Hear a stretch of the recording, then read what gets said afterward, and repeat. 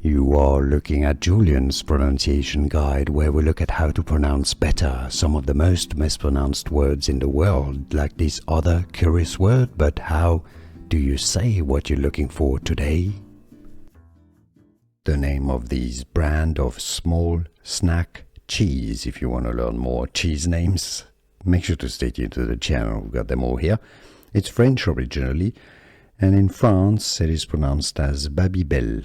Babybel, but the English pronunciation is as Babybel. Makes more sense, but Babybel would be the French way of saying it. Babybel in English or Babybel in French.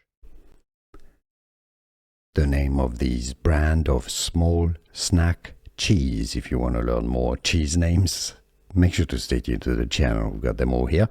It's French originally, and in France it is pronounced as Babybel. Babybel, but the English pronunciation is as Babybel. Makes more sense, but Babybel would be the French way of saying it. Babybel in English or Babybel in French. Here are more videos on how to pronounce more confusing words and names too many mispronounced. Like this video if you found it useful. I appreciate your support. I'll see you soon, and thanks for watching.